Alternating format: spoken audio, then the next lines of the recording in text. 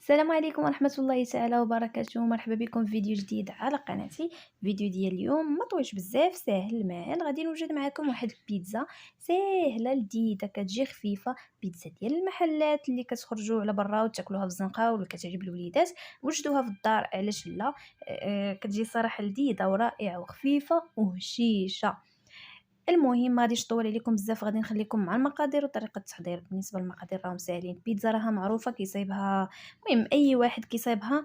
غير بغيت نشارك معكم هذا الفيديو هذا. شوفوا كي كتجي لذيذه لذيذه. الا ما مشاركينش في القناه ما تنساوش ديروا اشتراك وتفعلوا زر الجرس باش يوصلكم كل جديد، ولايك الفيديو وشكرا لكم. اول حاجه هنا عندي العجين. بالنسبه للعجين راني ديجا حضرت معكم العجين ديال البيتزا اللي كنصايب انايا. راه دخلوا القناه وغادي تلقاوها صايب فيديو خاص غير بالعجين، وحتى لاصوص راني مصايباها حتى هي غادي تلقاوها او غادي نزلها لكم في صندوق الوصف. كيف شفتوا معايا العجينه. بالنسبه للعجين ديال البيتزا راه يمكن لكم توضعوها، تخدموها زعما كيف ما بغيتو، يا دائره يا طويله كيف ما بغيتو، يا صغيره يا كبيره. المهم كيف شفتوا عندنا العجين ديال البيتزا. لاصوص ديال البيتزا مطيشه مصايبه مع زيت العود، مطيشه ديال الدار محكوكه مصايبه مع زيت العود والعطريه بطبيعه الحال. والزعتر ما كنديروش فيها، كندردروه من الفوق او كنديروه مع العجين كيف كتشوفوا. وهنا كيف شفتوا معايا درت العجين، درت ليها صوص ديال البيتزا، صوص طوماط. هاد البيتزا كتجي ساهله ولذيذه وكيحماقوا عليها الوليدات، كتجي بحال ديال الزنقه. هنايا انا راه وجدت الكفته حتى هي، راه هادشي كله انا موجداه معكم في فيديوهات في القناه.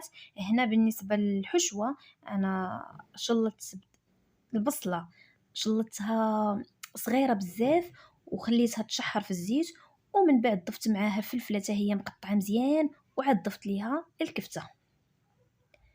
خليتهم حتى طابو مزيان مزيان، وضفتها فوق البيتزا، فوق ديك صوص الطوماط اللي وضعنا على العجين. وهنا غادي نضيفو الزيتون. بالنسبه للزيتون هنا عندي الكحل، انا كنفضل الاسود. تقدروا تستعملوا الاخضر، المهم على حساب الذوق كيبقى.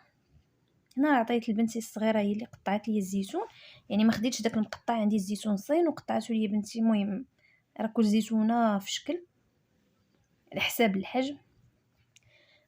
كنتعاون انا وبنياتي والعوير راه زوين. وهنا ها البيتزا انا راه وجدت تقريبا شي 6 هنا، وجدت 6.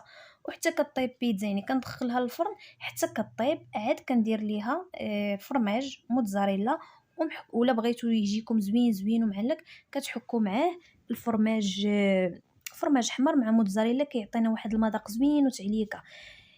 هنا بعد ما طابت انا وضعت عليها الفرماج من الفوق، وغادي تقدروا تخليوها هكا غير ديك السخونيه راه كافيه باش غادي يذوب الفرماج. او توضعوها 30 ثانيه في الفرن على ما يذوب وتخرجوها. هنا غادي نقطع بيتزا باش تشوفوها كي جات. راه شفتوا الطريقه سهله سهله. العجين ديال البيتزا عندي في الفيديو، عندي في القناه مصايبه فيديو خاص غير بالعجين. كتجي زوينه زوينه فحال ديال المحلات، والسر ديالها لذيذه وهشيشه، يعني ما كتجيكمش قاصحه. راه كلشي عندي في القناه، غير دخلوا للقناه وضغطوا على فيديوهات وغادي نتلقاو جميع الفيديوهات اللي بغيتو. هذه هي بيتزا كتجي على هذا الشكل هذا، كتجي لذيذه صراحه وزوينه بزاف، وبحال يعني كيف قلت لكم بحال على برا. بالنسبه للحجم راه الشكل اللي بغيتو، غير انا صايبت هنا كل واحد والبيتزا ديالو. هنا حيت كنصور بايد وكنقطع بايد بطبيعه الحال راه معكشه شويه، ولكن ماشي مشكل.